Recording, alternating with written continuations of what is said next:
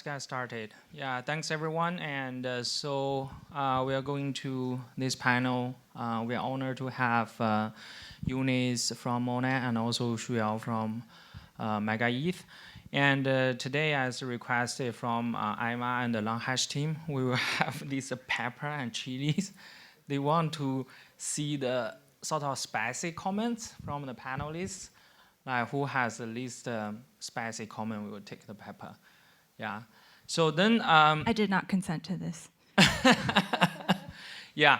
So okay, the first part, let's do a quick self intro, from Eunice. Yeah. Sure. Hi, I'm Eunice Giarda, co-founder, COO of Monad Labs. We're building the Monad blockchain, one of the various chains that are building high-performance EVM. We are building the layer 1 version of parallel execution, but that's just one of many different optimizations that we're making to scaling.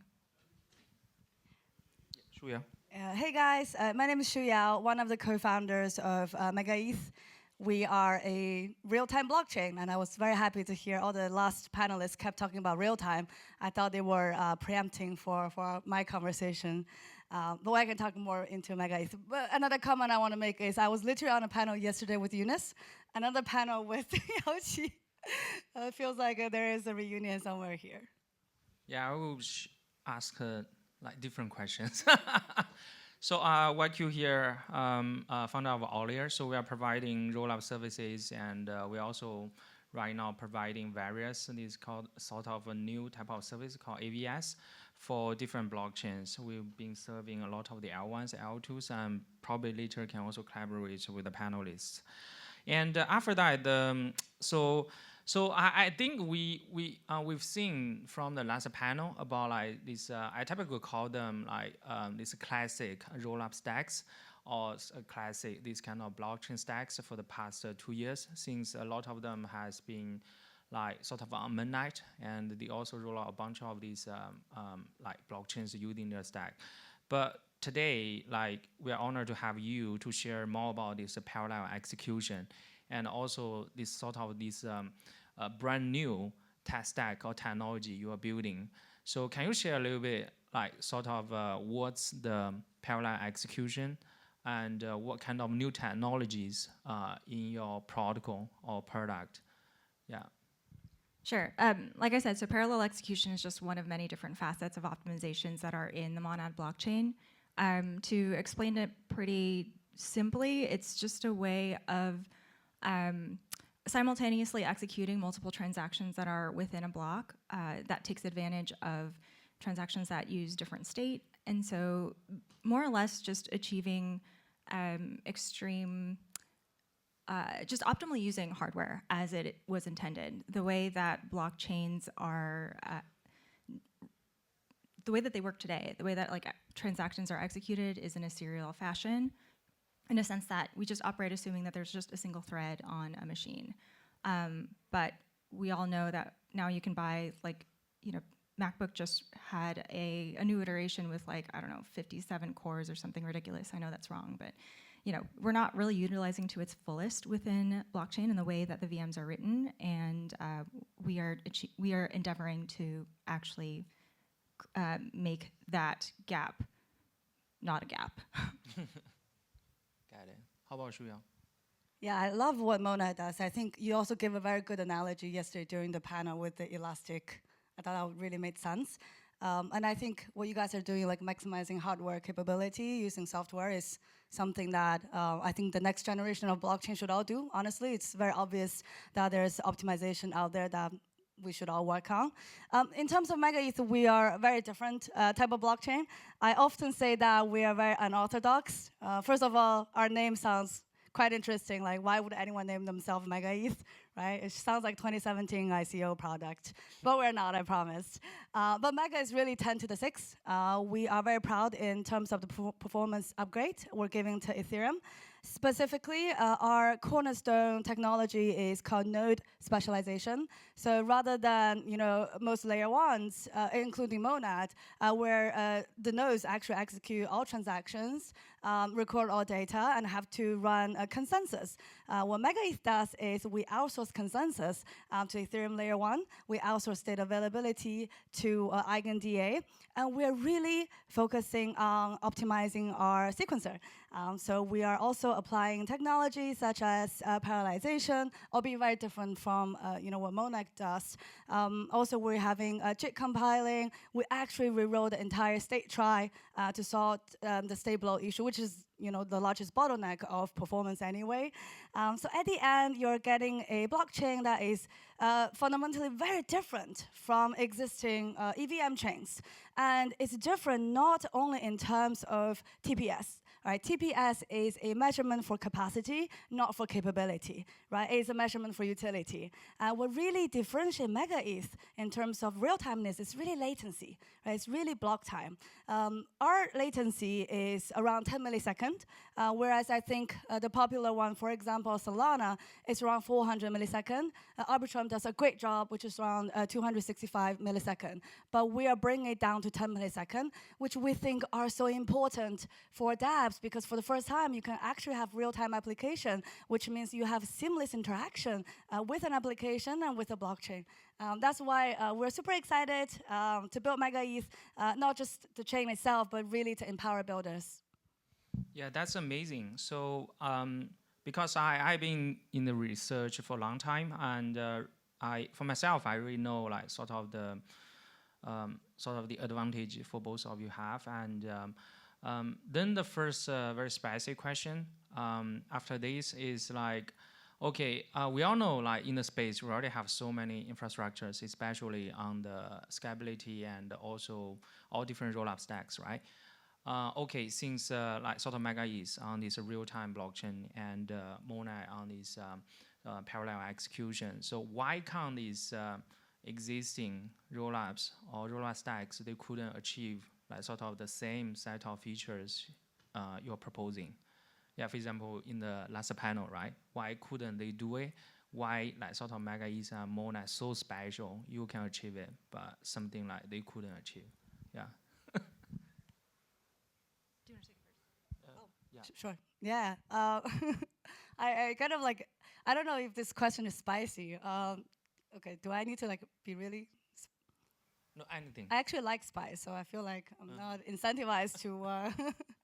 I think I actually think a lot of teams can do what we do. I think blockchain design is a matter of what you're prioritizing and what trade-off you're actually willing to take.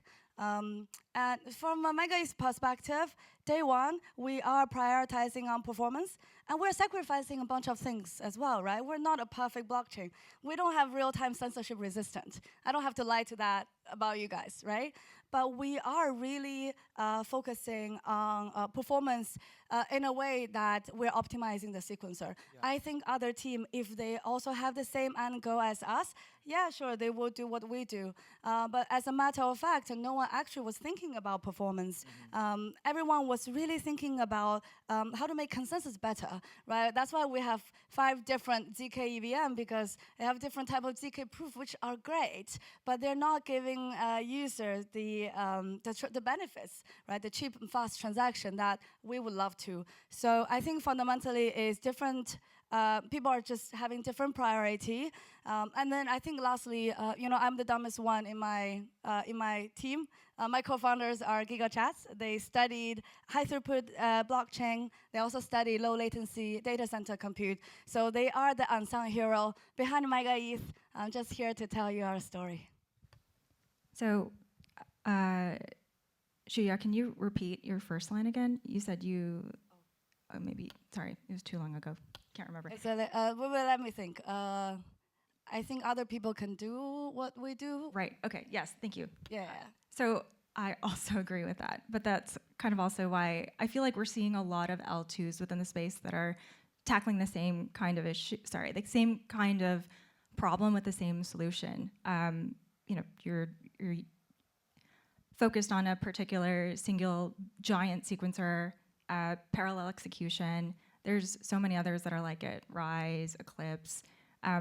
No one is really doing what Monad is doing on the base layer as an L1. And the reason why that is, it's because it's a friggin' hard problem. Excuse my French. And like we've been working on Monad from the very beginning, 2.5 years ago. The vision has never changed. We're not chasing a narrative here.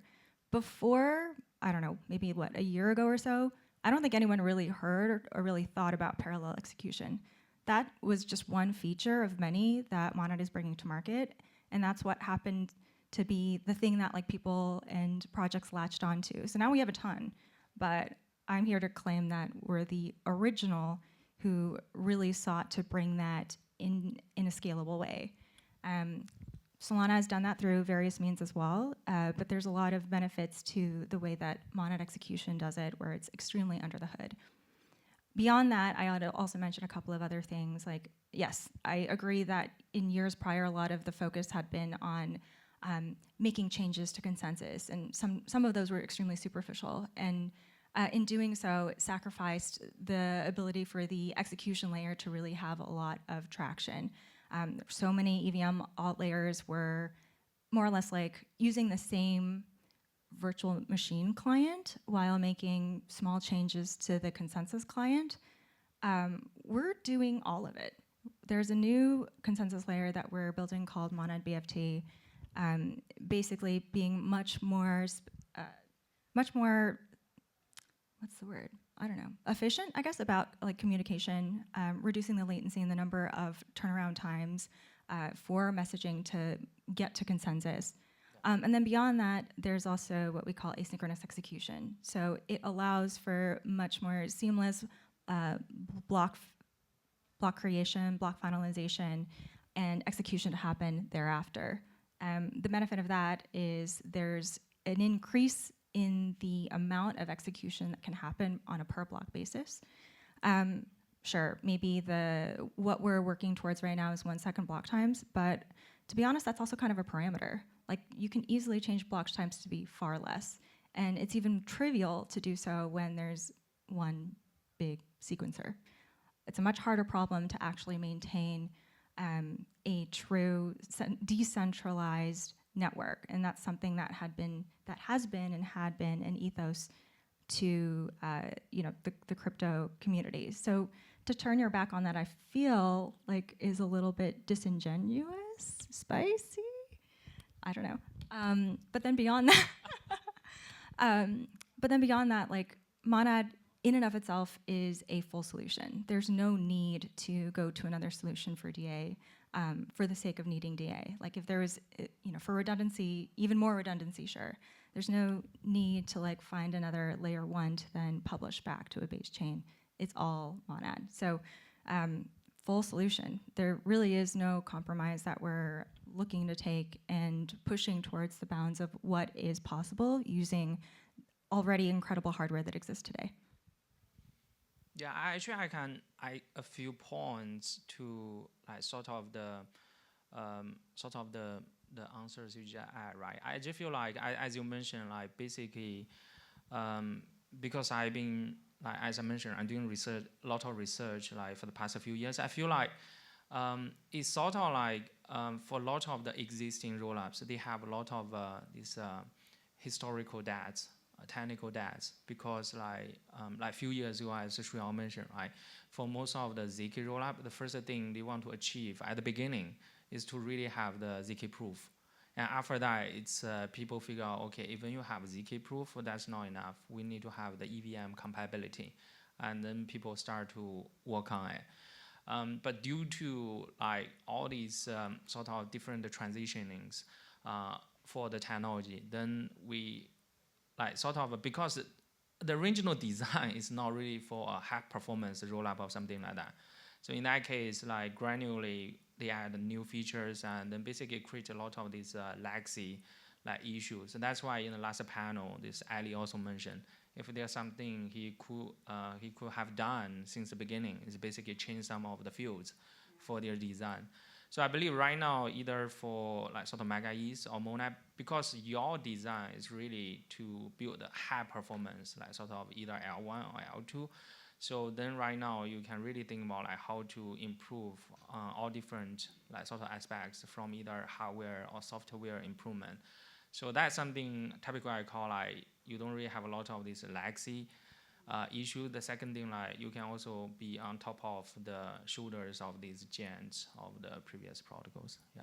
Yeah, I think what I would add is I think we all actually want more changes on the Ethereum layer 1. I think Max would really love to hear this. And I mean, we've all been building technology for a long time, and building technologies is kind of messy. It's easy when you have something from clean state. You can do a bunch of really cool and sexy optimization. Part of the beauty in building Ethereum is actually dealing with the messiness. Yeah. And then, yeah, it's coordination, it's having the best solution, it's implementing, it's iterating. It's really frustrating, but sometimes I think it's kind of fun. I don't know if that's spicy enough. People, I thoroughly enjoy building Ethereum, knowing the technical debts, but also knowing where Mega ETH fits in, right? Where the team fits in. Yeah. So the follow-up question will be, okay, you're building these fantastic protocols, right? What's the biggest challenge you've been sort of encountering for the past few years? I'm going to go back to the first question, actually. Okay. Just to, to state the potential benefits of like redesigning the EVM from scratch. And for what it's worth, like we are still building an EVM. It is truly EVM. We've taken the EVM protocol and just implemented it in a much more efficient manner. The thing with software is that you're always going to be iterating. You should never feel like there's a final product.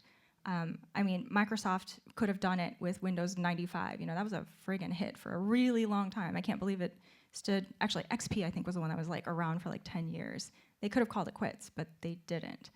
And there's obvious reasons why, but why should we do the same with blockchain technology? There should always be iterations. And even with Monad, what we're working towards right now is literally just an MVP.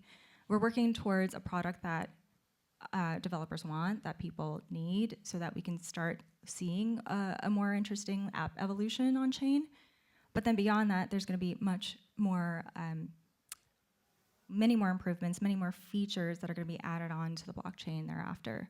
And that's just part of being a tech company. So why should a tech company feel chained to existing technologies today? I don't think they should. That's why you have 100 different roll-ups. Right, but I guess my point being, and also is like, actually more blockchains. Yeah, a lot of blockchains, sure. But like, why make improvements on a foundation that could, in and of itself, be better in its entirety? Oh yeah, I mean, because Ethereum is the most decentralized, censorship-resistant layer 1, and we're aligned to the ethos of it. I mean, I can go into it. It's just, I guess I don't have to explain why we want to be in Ethereum layer 2. But I also think, fundamentally, I think we should all have blockchains. We should have many more layer 1, layer 2, layer 3. Yeah. I'm sure, like today, there was a Bitcoin layer 3, and everyone was mocking it. I'm just like, you know what? People wanted to launch a blockchain. Let them launch a blockchain. Yes. Let's just see how it goes, right? And I don't. Business for us. Yeah, I just don't feel like we need to justify why we're launching more blockchain. We should just do it. Yeah, I mean, the market will see for itself. Yeah, the market is very efficient. The one that's just not good will suffer from it, and they will iterate, and yeah. Agreed. Yeah, but anyway, move to the second question. What's the biggest challenge? Oh, yeah. What's the biggest challenge for building Monad? Yeah. For building Monad.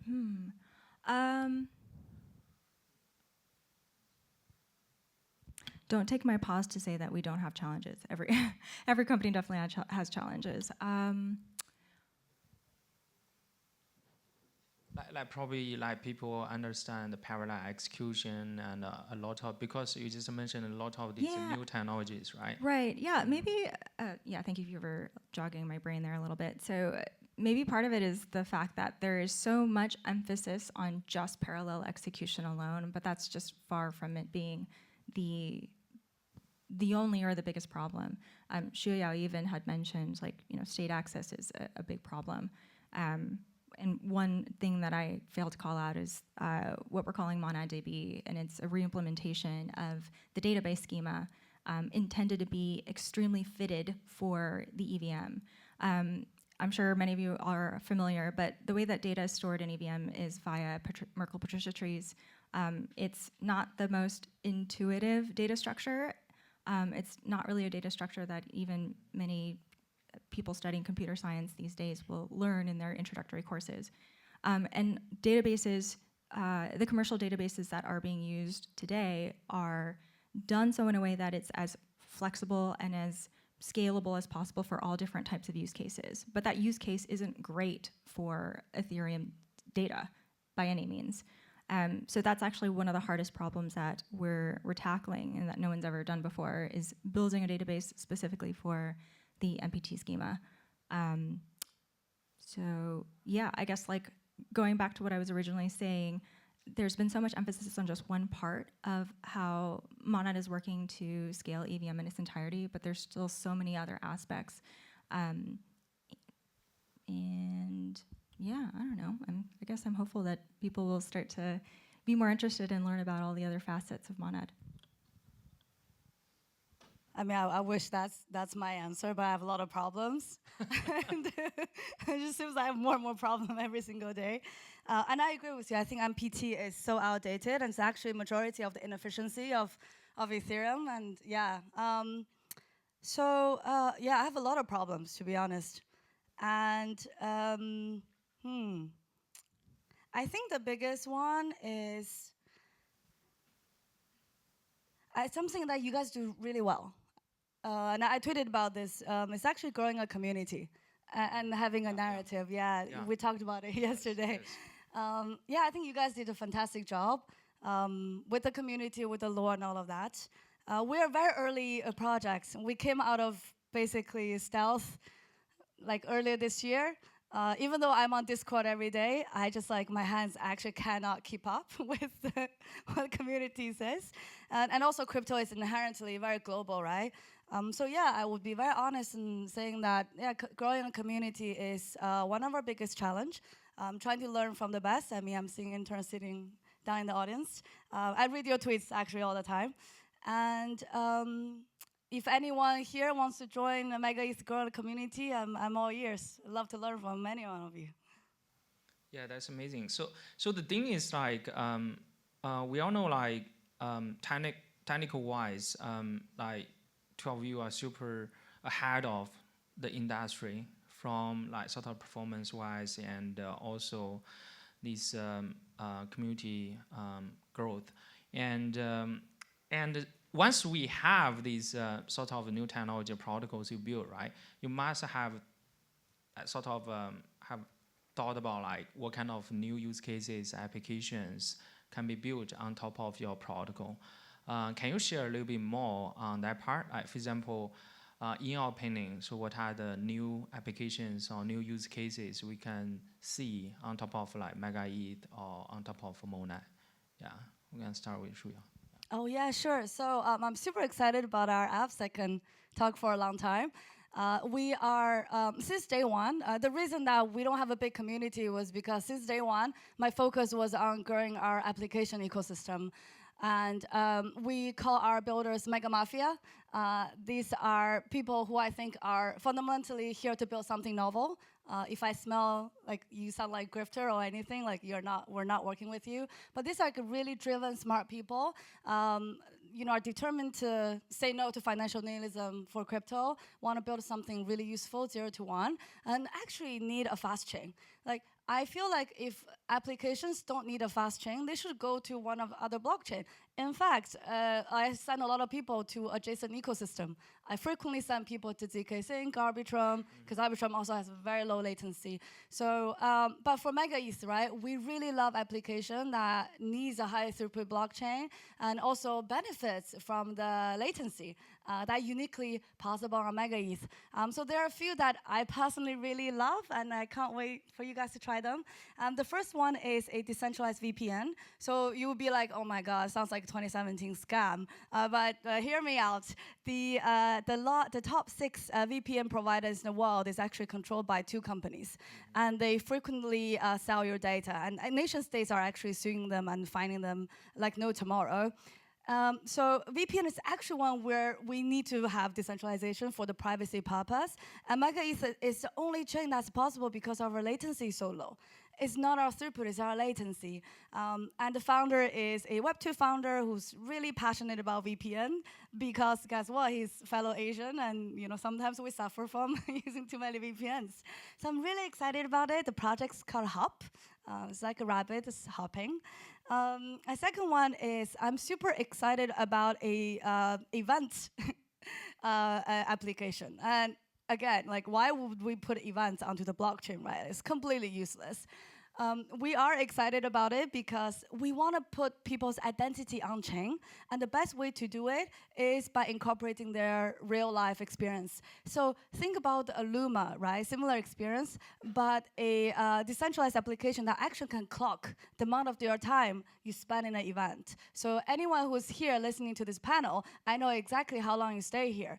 And in that sense, I get a very granular idea of your identity. I would know that, oh, you probably came here because you're excited about Monad and MegaETH, and you stay for a long time because, I don't know, you're excited about Mega Mafia. So that granular level of someone's personality and information, I'm super excited to bring them on chain.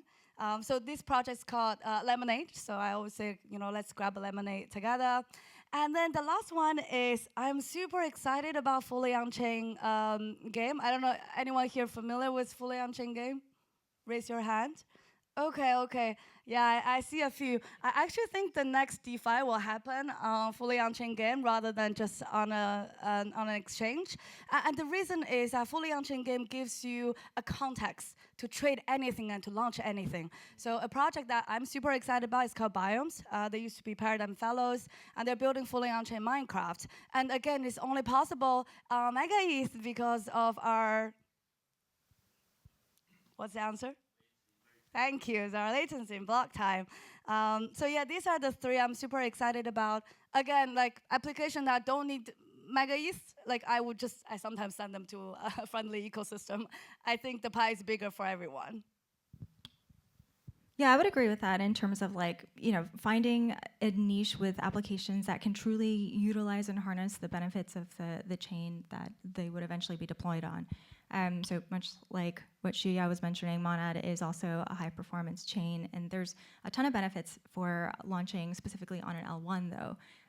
I'd say the biggest differentiator would be composability, where data is on the same stack that you're deploying on. So this is probably I don't know if it's a good example per se, but it is one example that we had ideated on as something that could be a very how should I? Basically, like you want to solve problems for people today, and sometimes those problems are difficult because data is extremely siloed, and applications today have been built in such a way that you don't really touch or link with other applications, and that I think is actually a missing key differentiator of Web3 versus Web2. And also, like, one of the biggest differentiators between a system of different app chains or L2s versus one where it's all on a single layer 1. So a maybe crude example would be like, we've all been in a situation where we've wanted to have a group dinner or a group event with 20 people, 20 of our closest friends or whatnot. It's so hard to schedule.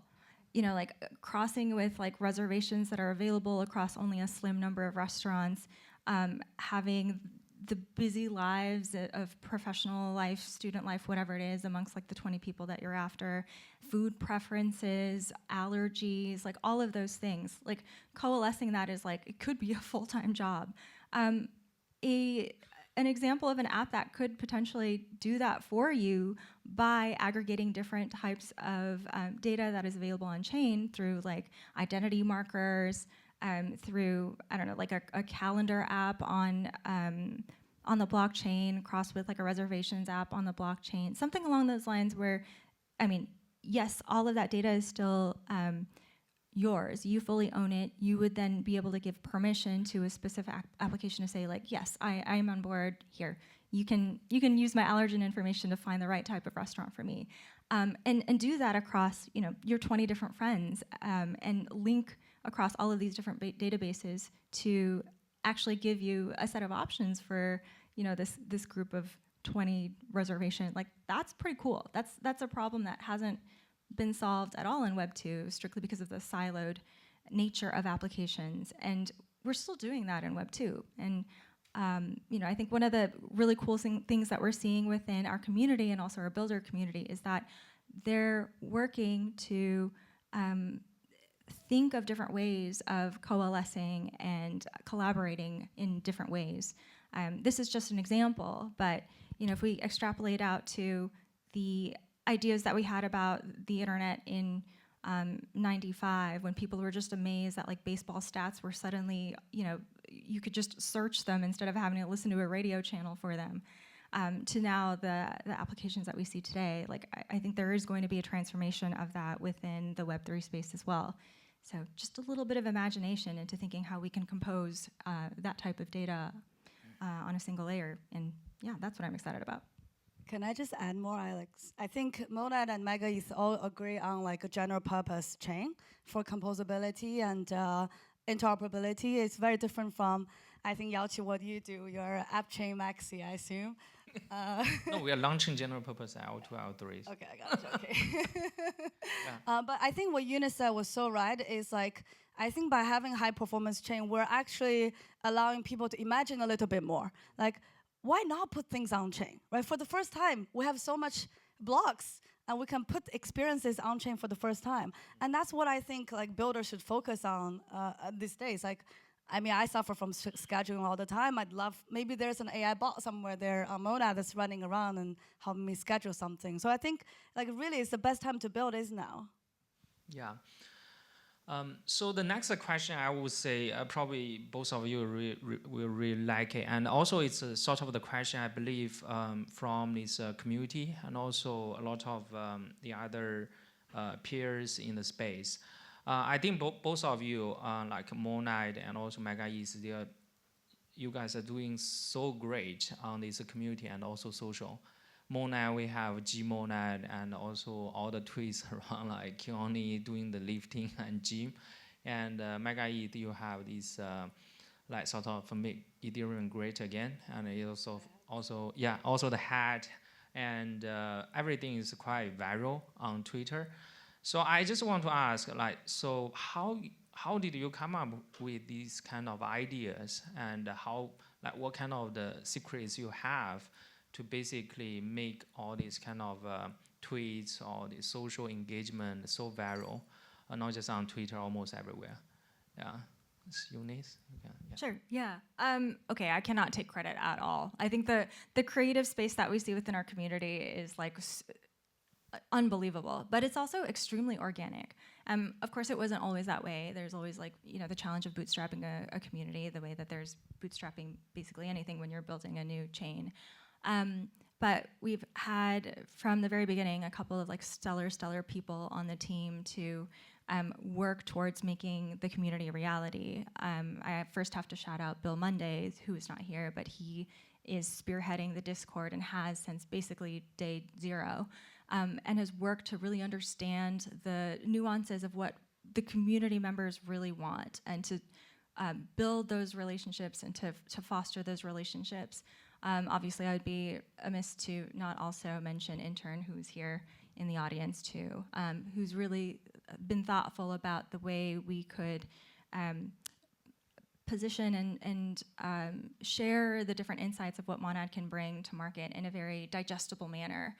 Because sometimes when you're just focused on the engineering work, you can just be a little too in the weeds of like the technical details, right? But like making it fun, making it enjoyable, that's what a lot of, not just our team members, but also the community in and of themselves, as they've grown, as they've gotten excited, and as they've wanted to get involved with sharing, I don't know, the interesting parts of Monad, and really making friendships in an organic manner. Shuyao? Also good Monad. Yeah, I think we are, since we're very early, we're a team of 20 people. It's like, actually now it's 21. Most of my teams are engineers, so the narrative is just really on me and my other colleagues. I think narratives or things that go viral have to be really true to your identity. Like, you cannot go something that's just like inauthentic to yourself, because they will not go viral. I think that's what Monad did really well. From our perspective, day one, we are very much performance focused. We took a very interesting design choice. We're unapologetic about our design choice. So that's why you have all the Megadeth. I don't know anyone here is a fan of Megadeth, but I know my background music is Megadeth these days. We are Ethereum. We're part of the Ethereum ecosystem. Therefore, we have the Make Ethereum Great Again meme. It's very much true to what we stand for. And then I think the rest, a lot of it came from community, right? Like our community loves Wojak. So they kept sending me Wojak stuff. And now I have to like learn about Wojak and all of that, and which I love, and I wish I could do better. But in terms of things that go viral, I also think it's very important for a team to be vulnerable, almost. And I'm learning this as a first-time founder. I think we all make mistakes, and I do too. I think bringing that side of me as this journey, being a founder, has been truly a liberating experience. And I also think a very effective way to communicate with my community. And then I think lastly is, Mega ETH is all about Mega Mafia. Everything we do is about builders. And I think for now, like, I don't feel alone anymore. Like, I feel like my Mega Mafia is part of almost like the core team. They're not a community, right? They're building on Mega ETH. And I think that's what makes me so grateful of being a crypto founder, is that at the end, you're just not alone, because you have people who believe in you, build on you, really empathize with your value. Sorry, that was long. It's a good one. And then the next a little bit spicy question will be, in your opinion, so what do you think about the end game for blockchain in general? Like, do you think, like, in the end we just have a few L1s, like 1 or 2 L2s, or you feel like it'll be something like we will have like tons of thousands rollups, tons of thousands like meet something else? Yeah, just share a little bit on that. Yeah, I can go first. Yeah, I think we should just love blockchains. I think the next iteration of blockchain would probably look very different from what we're building now. From Mega ETH perspective, we are adding our value to the current and next iteration the way that we can. But I think we should all dream a little bigger. I think crypto is going to take over the world. And I'm hoping before AI takes over the world, that blockchains. You got my point. Touche. Yeah, I think I also have a similar vision where there's just going to be a ton of chains. But I also have a vision where they'll likely coalesce around a certain few ecosystems. I mean, much like what we see today, but likely shifts and changes depending on what a specific ecosystem, what a specific technology can bring, and therefore then be the right environment for developers. I do feel strongly that there's a ton of benefit in having L1s be a application layer as well as like the execution transaction layer, like every layer, the single layer rather, again, because of the composability element. And I used this analogy yesterday, so sorry, Shuya, you have to listen to it again. That's a good analogy. But it was actually inspired by you because you had mentioned the Apple thing. But anyway, so like our phones today, largely in like the Android camp versus the iOS camp. But there's still like, a ton of other phones with their own niche OSs. We don't hear about them as much, but they give utility, they give value to the people who use them. But a majority of people will decide to use iOS because of the different features that it has, or the sheer number of applications that are available in the App Store. And the same could be said of Android. There's some incompatibilities with the two, where there's like some native applications, like messaging on the iPhone. If you message out to an Android user or a non-iPhone user, you get the dreaded green bubble. And maybe there's a couple of variations of the user experience that feel a little bit rough. But ultimately, there's still a way to message out outside of the iOS realm. The same way that if you coalesce around a specific ecosystem, that doesn't mean like you're stuck there, right? Like there's still bridging capabilities. There's still ways to make connection and pathways to other ecosystems. However, I feel like there's likely some where you'll just see a greater set of capabilities, and those are the ones that may be more prominent. But then beyond that, several other blockchains as well. Yeah, okay, we comes to the last question. So any alpha for the audience and also for token? Eunice? I do have some conference alpha. I mean, it depends on whether this is, if you guys have sweet teeth or not, sweet tooths. So fun fact, I actually used to be a pastry chef. I don't think a lot of people know this. But yes, I used to be a pastry chef, so I have a sweet tooth. One fun thing that the team decided to do is have like an ice cream giveaway today and tomorrow. It's completely free. There is a Luma invite. I actually put it in my Twitter. So the location for one of them tonight is going to be, oh man, is this 2 alpha? It will be a long There's queue. There's like a limited number. Okay, I'll just say it anyway. It's at the Hopscotch. I'll let you decide which Hopscotch, because there's more than one. What is hopscotch? It's like a restaurant. Oh, okay. But yeah, free ice cream. To book my calendar ASAP. I love sweets, yeah. I don't know if I have, God, I can't be that alpha. That's difficult. We are, we have an event called Omega, only possible on Mega Mafia. And we will be flying some drones. And you guys will be tested on some very interesting quizzes. So yeah, you're not gonna get ice cream, but you will get tested and mocked. But yeah, if you wanna come hang out, it's also somewhere on my Twitter. So that's not an alpha. I guess we can end it now. Yeah, that's amazing. So we can have this sort of ice cream from Monad, and also Ice cream in a drone show. Yeah, drone show. Yeah, that's super good. Okay, I think I asked a bunch of these specific questions. I think I got the really good answers. And who will take the chilies? You should. Okay. I agree.